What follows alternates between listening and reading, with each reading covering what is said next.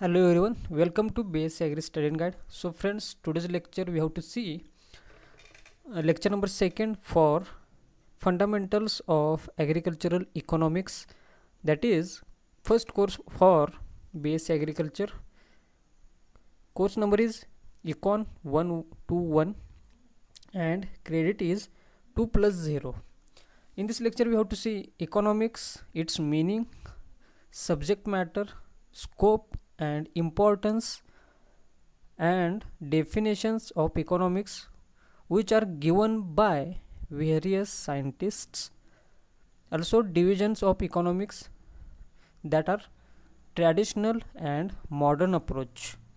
तर मित्रांनो, या व्हिडिओ लेक्चरमध्ये आपण पाहणार आहोत इकॉनॉमिक्सचा मीनिंग, त्याचबरोबर इकॉनॉमिक्सचा स्कोप, त्यामध्ये जे वेगवेगळे जे फॅक्टर्स असतील किंवा जे पॉईंट्स असतील तेही आपण डिस्कस करणार आहोत. त्याचप्रमाणे इम्पॉर्टन्स आणि इकॉनॉमिक्सच्या ज्या डेफिनेशन्स आहेत, ज्या वेगवेगळ्या सायंटिस्टने दिलेल्या आहेत, त्याचप्रमाणे इकॉनॉमिक्सचं डिव्हिजन की जे डिव्हिजन ट्रॅडिशनल आणि मॉडर्न अप्रोच यामध्ये केलं जातं, हे सर्व आपण पाहायचं आहे या लेक्चरमध्ये. आणि हे असणार आहे लेक्चर नंबर सेकंड इकॉनॉमिक्ससाठीचं. तर मित्रांनो, आपण जर या चॅनलवर जर नवीन असाल तर आपल्या base agri study guide YouTube चॅनलला सबस्क्राईब करायला विसरू नका. त्याचबरोबर PDF नोट्स तसेच वेगवेगळ्या ज्या अपडेट असतात त्याच्यासाठी टेलिग्राम ग्रुप जॉईन करायला विसरू नका. आणि तुम्ही ज्या सर्व अपडेटसाठी व्हॉट्सअप ग्रुपही जॉईन करू शकता. या सर्वांची लिंक व्हिडिओच्या डिस्क्रिप्शन बॉक्समध्ये दिलेली आहे. तर पहिल्यांदाच आपण पाहणार आहोत इकॉनॉमिक्स म्हणजे काय असतं आणि इकॉनॉमिक्सबद्दल थोडक्यात माहिती पाहूयात. यामध्ये पहा, the human wants are always unlimited but to fulfil those wants the resources are always limited. म्हणजे काय आहे, ज्या माणसाच्या ज्या गरजा आहेत त्या कायमच अनलिमिटेड आहेत आणि त्या गरजा पूर्ण करण्यासाठी जे रिसोर्सेस आहेत, जे स्रोत आहेत, तेही कायमच लिमिटेड असणार आहेत.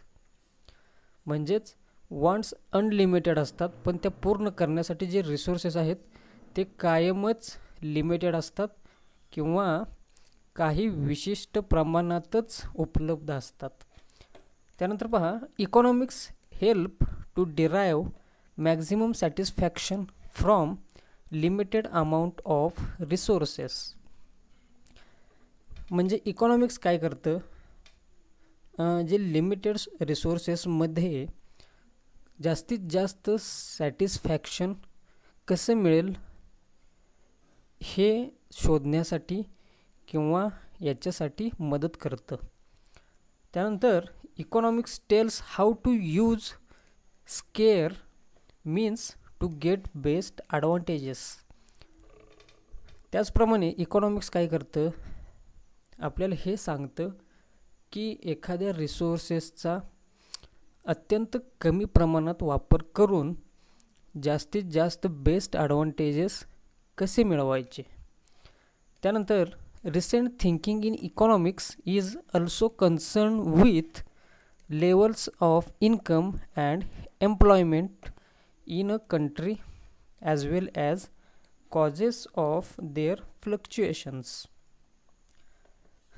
म्हणजे काय आहे पहा, रिसेंट म्हणजे आत्ताच्याच काळामध्ये, इकॉनॉमिक्स म्हणजे काय आहे की जे इन्कम आणि एम्प्लॉयमेंटचे जे कन्सर्न आहे, ज्या काळजी आहेत किंवा ज्या प्रॉब्लेम्स आहेत, याच्याबरोबर हे स्टडी करतं.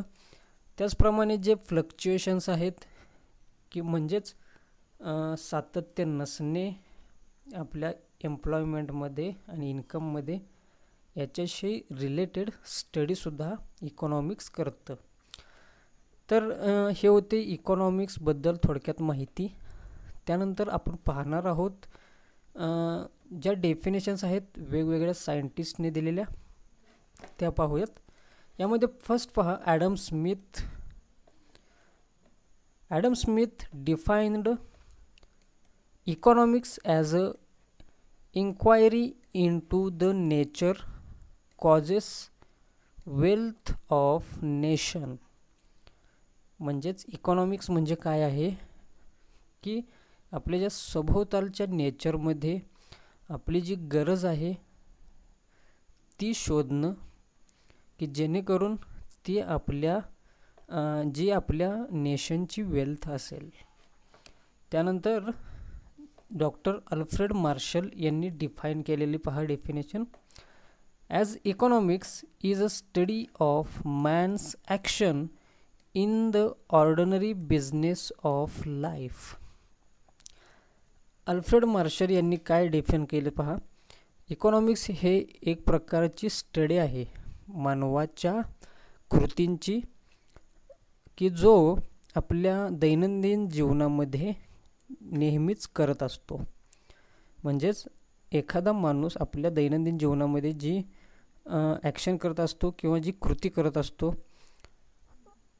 त्या कृतीलाच इकॉनॉमिक्स असं म्हटलेलं आहे, की जी कृती आर्थिक परिस्थितीशी निगडीत असेल. त्यानंतर F.A. Walker says economics is that body of knowledge which relates to wealth.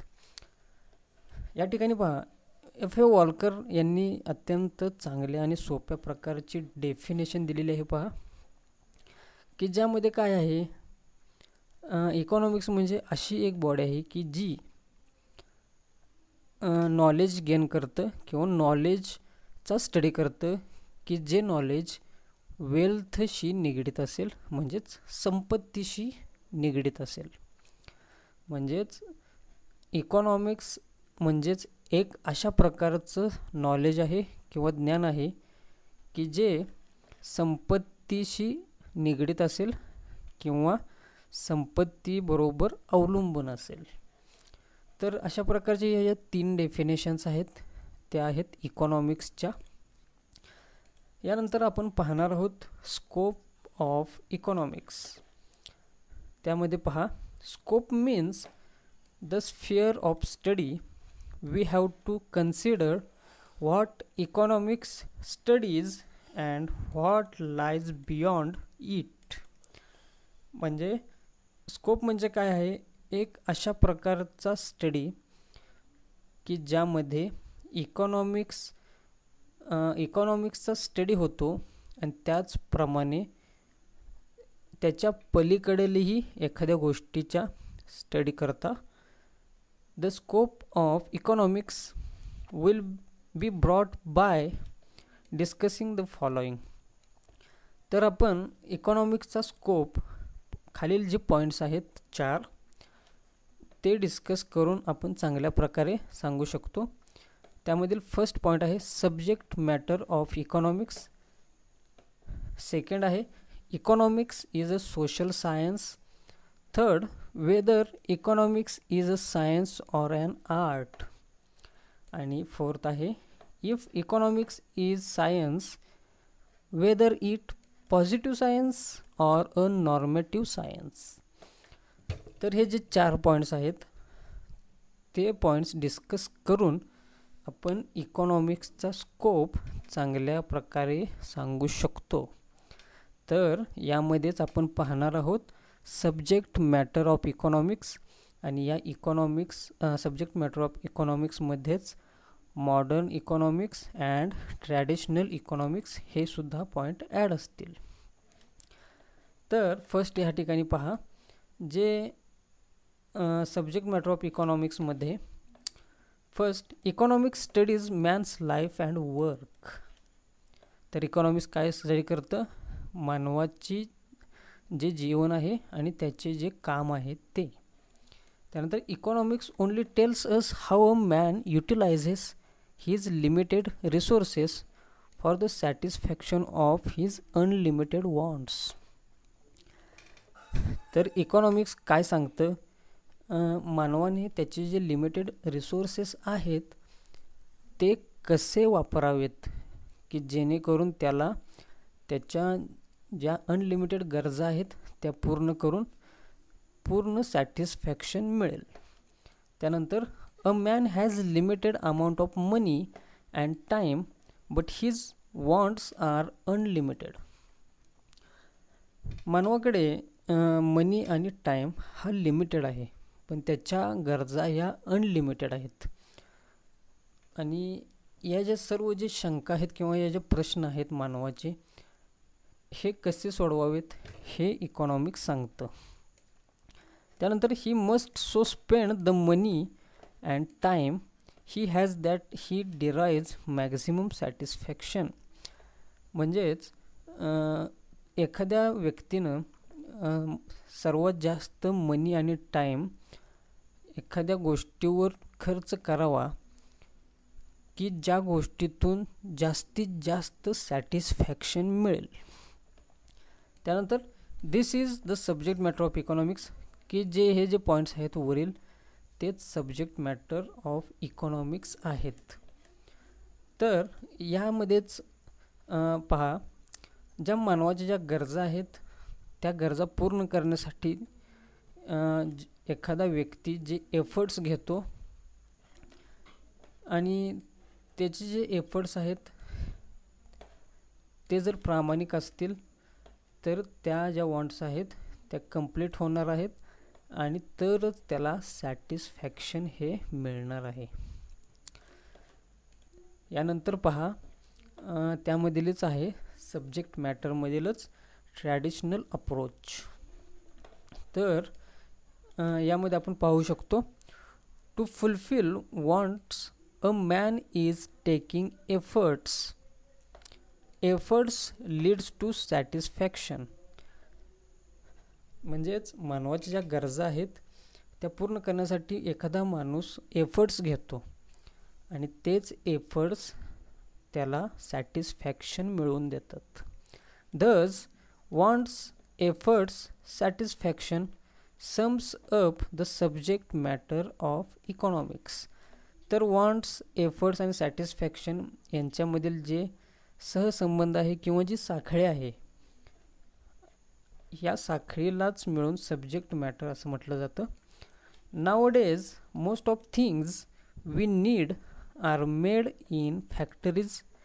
To make them, the workers gives his labor,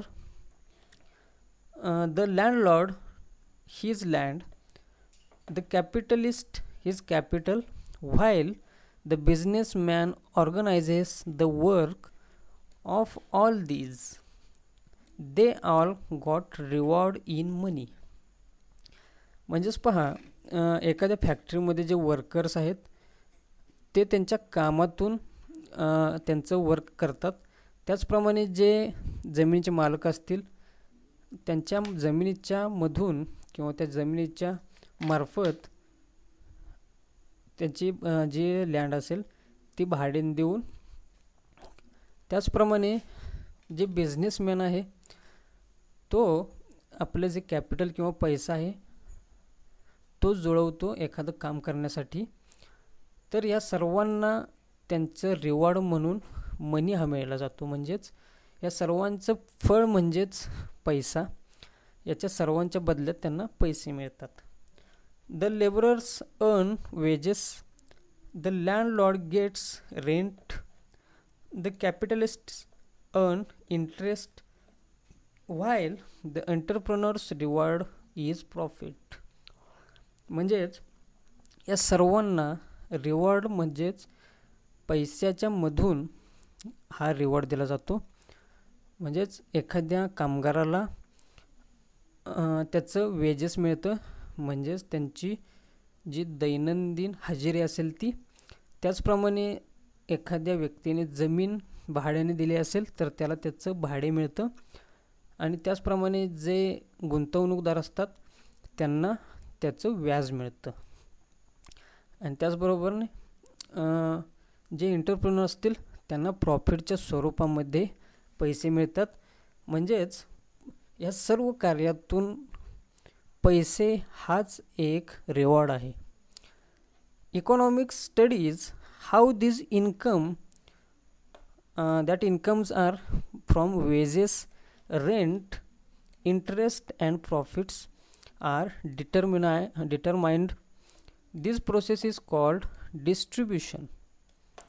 This also comes in between efforts and satisfaction. Thus, we can say that subject matter of economics is. तर यांचे या जर सर्व जे process आहे या प्रोसेसलाच distribution असं म्हणतात. आणि या जे रिवॉर्ड्स आहेत मनीच्या संदर्भातील ते एफर्ट आणि सॅटिस्फॅक्शन याच्याशी कोरिलेटेड आहेत. आणि सब्जेक्ट मॅटर ऑफ इकॉनॉमिक्स आपण म्हणू शकतो consumption, the satisfaction of wants, production, producing things, making an efforts to satisfy our wants, exchange, its mechanism, money, credit, banking etcetera, distribution, sharing of all that is produced in the country. म्हणजे थोडक्यात आपण subject matter of economics कशाला म्हणू शकतो पहा, consumption म्हणजेच एखादी जी गरज आहे ती पूर्ण करण्यामधून जे सॅटिस्फॅक्शन मिळतं त्याला कन्झम्पशन म्हणतात. त्याचप्रमाणे प्रोडक्शन म्हणजेच नवनिर्माण करणे आपल्या वॉन्ट सॅटिस्फाय करण्यासाठी.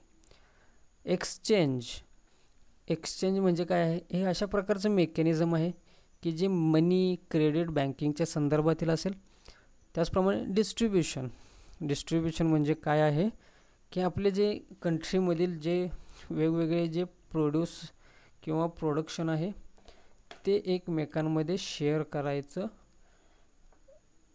आणि मनीच्या बदल्यामध्ये. त्यानंतर पहा मॉडर्न अप्रोच यामध्ये काय येणार आहे. यामध्ये 2 पॉईंट्स येतील. एक असेल तो मॅक्रो इकॉनॉमिक्स आणि दुसरा असेल तो मायक्रो इकॉनॉमिक्स. तर मॉडर्न अप्रोचमध्ये हे जे 2 इकॉनॉमिक्स आहेत म्हणजे काय आहेत, जे अर्थशास्त्र आहे त्याच्याच लेवलनुसार 2 भाग केलेले आहेत इकॉनॉमिक्सचे, मॅक्रो आणि मायक्रो. तर यामध्ये कोणकोणते प्रकार येतात किंवा कोणकोणत्या बाबी येतात पाहूया. मॅक्रो इकॉनॉमिक्समध्ये पहा, when we study how income and employment generated and how the level of countries income and employment is determined at aggregate level, it is matter of macroeconomics. म्हणजेच आपण जेव्हा स्टडी करतो इन्कम आणि एम्प्लॉयमेंटबद्दल तेव्हा जे कंट्रीचं जे इन्कम आहे आणि एम्प्लॉयमेंट आहे हे आपल्याला थोडक्यात समजून येतं आणि त्याची लेवल आपल्याला समजून येते. त्यामुळेच काय होतं पहा, national income, output, employment, general price level, economic growth are subject matter of economics. त्यावेळेला काय असतं, जे नॅशनल इन्कम आहे, आउटपुट आहे, एम्प्लॉयमेंट आहे, general price level of economic growth आहे, हे सर्व आपल्याला समजून येतं. तर मायक्रो इकॉनॉमिक्समध्ये काय असतं पहा, when economics is studied at individual level, that is consumers behavior, producers behavior, price theory, it is matter of macroeconomics, microeconomics. तर यामध्ये जे कंझ्युमर आहेत त्यांचं बिहेवियर, त्याचप्रमाणे जे प्रोड्युसर्स आहेत त्यांचं बिहेवियर आणि प्राइस थेअरी या गोष्टींचा समावेश होतो मायक्रो इकॉनॉमिक्समध्ये. त्यानंतर पहा, जे स्कोप आहे, स्कोपमधील जो दुसरा पॉईंट आहे तो म्हणजे economics is a social science. Scope सांगताना इकॉनॉमिक्स हे म्हणजेच आपलं सामाजिक शास्त्र आहे असं देखील सांगितलेलं आहे पहा. त्यामध्ये economics studies human beings, it studies man living in organised society, exchanging his goods for others, influencing them by his action, he depends on them and they also depends on him. Economic काय study करतं, जे माणसाचे जे behaviour आहे किंवा मानवाची जी वृत्ती आहे त्यांचा स्टडी करतं. त्याचप्रमाणे जो माणूस ऑर्गनाइज्ड सोसायटीमध्ये राहतो आणि त्याच्या ज्या जीवनाचा सुद्धा स्टडी केला जातो, की जो त्याचे जे गुड्स आहेत ते एकमेकांबरोबर शेअर करतो किंवा एक्सचेंज करतो आणि तो त्या गुड्सवरती अवलंबून असतो आणि जे स्वतःकडील जे गुड्स आहेत त्याच्यावरही अवलंबून असतो आणि जे दुसऱ्यांकडे जे गुड्स आहेत त्याच्यावरही व्यक्ती हा अवलंबून असतो. म्हणून Dhas economics is social science and not dealing with individual isolated human beings. म्हणूनच असं म्हटलं जातं इकॉनॉमिक्स हे सामाजिक शास्त्र आहे की जे एखाद्या व्यक्तीला वगळून ते पूर्णपणे साध्य होणार नाही. म्हणजेच इकॉनॉमिक्समध्ये सर्व जे ह्युमन बीइंग्ज आहेत त्यांचा समावेश होईल. म्हणूनच अर्थशास्त्रालाच सामाजिक शास्त्र सुद्धा म्हटलं जातं. त्यानंतर जो सी आहे पहा, economics is a science or an art. अर्थशास्त्र हे विज्ञान आहे का आर्ट, यामध्येच आपण याचं उत्तर देताना यामध्ये पहा, a science is a systematised body of knowledge. A branch of knowledge becomes systematised when relevant facts have been collected and analyzed in a manner that we can trace the effects back to their and project cases forward to their effects. म्हणजेच ही जी science काय असतं, ही एक systematic body असते नॉलेजची, की ज्यामध्ये एखाद्या प्रकारचं ज्ञान सिस्टमॅटिक प्रकारे मांडलं जातं आणि त्याचप्रमाणे त्यामध्ये ॲनलाइज केलं जातं की जे वेगवेगळे जे इफेक्ट्स आहेत किंवा ज्या वेगवेगळ्या फॅक्ट्स आहेत आणि त्याचबरोबर त्याचे फॉरवर्ड केसेसमध्ये किंवा त्याचे फ्युचर्समध्ये परिणाम काय होतील हे देखील सायन्समध्ये सांगितलं जातं. In other words, laws have been discovered explaining facts. It becomes a science. In economics also many laws and principles have been discovered and hence it is treated as science. तर जे वेगवेगळे जे फॅक्ट्स आहेत त्या सायन्समध्ये शोध लावला जातो आणि त्यामध्ये सायन्समध्ये वेगवेगळे लॉज आहेत. त्याचप्रमाणे इकॉनॉमिक्समध्ये सुद्धा वेगवेगळे लॉज त्याचप्रमाणे प्रिन्सिपल्स आहेत आणि ते इकॉनॉमिक्समध्ये सुद्धा डिस्कवर केले गेलेले आहेत. म्हणून इकॉनॉमिक्स ला आपण सायन्स देखील म्हणू शकतो. त्यानंतर पहा, an art lays down formulae to guide people who want to achieve a certain aim. In this angle also economics guide the people to achieve aims. For example, aim like removal poverty, more production, etc. Thus economic is an art also. In short, economics is both science as well as art. याचाच प्रश्नाचं उत्तर यामध्ये आहे पहा, इकॉनॉमिक्सलाच थोडक्यामध्ये science ही देखील म्हटलं जातं आणि ते एक प्रकारचं आर्ट देखील आहे. त्यानंतर पहा, डी ऑप्शन असणार आहे, economics whether positive or normative science. त्यामध्ये पहा एक्सप्लेन करताना काय सांगितलेलं आहे, a positive science explains why and wherefore of things. Positive सायन्समध्येच काय सांगितलेलं असतं, का आणि कसं,